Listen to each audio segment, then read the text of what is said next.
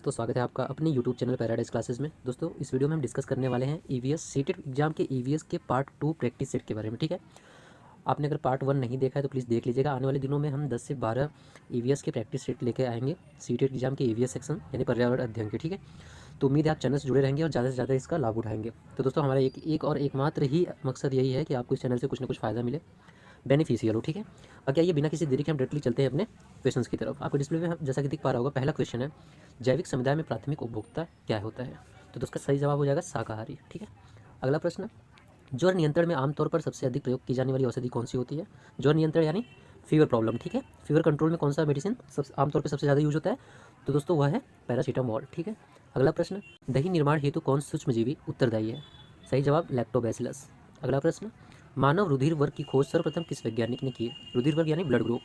तो दोस्तों human blood group की खोज किसने की थी? लैंडस्टीनर ने। ठीक है, अगला प्रश्न, प्याज आलू अदरक क्या है? तो दोस्तों प्याज आलू अदरक इसमें से तना है।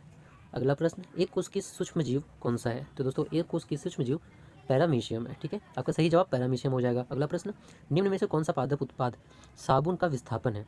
तो दोस्तों सही जवाब आपका हो जाएगा रीठा। अगला प्रश्न, गिर राष्ट्रीय पार्क किस राज्य में स्थित है? तो दोस्तों गिर राष्ट्रीय पार्क गुजरात में स्थित है। ठीक है, अगला प्रश्न, निरीक्षण विधि की विशेषता इसमें से कौन नहीं है? ठीक है दोस्तों, कौन नहीं है पूछा है, तो इसमें आपका सही जवाब हो जाएगा यह एक मनोवैज्ञानिक विधि है। इसमें जो मनोवैज्ञानिक विधि है वह एक निरीक्षण विधि की विशेषता नहीं है। अगला प्रश्न, निम्नलिखित वाहनी ईंधनों में से किसको आजकल पर्यावरण स्नेही माना जाता है? ठीक है, मतलब इको फ्रेंडली। तो दोस्तों इसमें सही जवाब आपका हो जाएगा संपीड़ित प्राकृतिक गैस। संपीड़ित प्राकृतिक गैस यानी एज लाइक CNG। ठीक है, अगला प्रश्न, किसी पारितंत्र में तत्वों का चक्र क्या कहलाता है?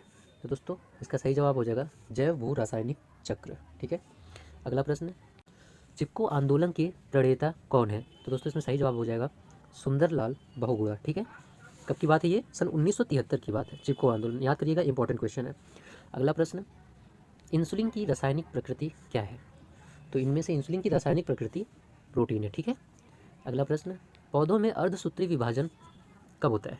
किसमें होता है? किसमें होता है? पौधों में अर्धसूत्री विभाजन किसमें होता है? तो दोस्तों सही जवाब हो जाएगा परागकोश में। ठीक है, किसमें? परागकोश में। अगला प्रश्न, पर्यावरण शिक्षा में समस्या समाधान विधि का क्या गुण है?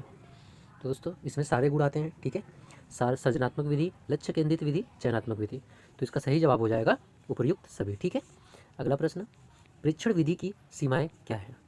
तो दोस्तों इसमें सही जवाब आपका हो जाएगा, इस विधि में प्रेक्षण सुक्षमता से न करने पर प्राप्त परिणाम अधिक वैध एवं विश्वसनीय नहीं होते हैं। ठीक है, अगला प्रश्न, इकोसिस्टम की सही परिभाषा क्या है? तो दोस्तों इकोसिस्टम की सही परिभाषा जीव समुदाय और उसके वातावरण का संतुलन तंत्र ही इकोसिस्टम कहलाता है। ठीक है, अगला प्रश्न, मानव विकास के क्रम में 2 पैरों पर चलने का सबसे बड़ा लाभ क्या है?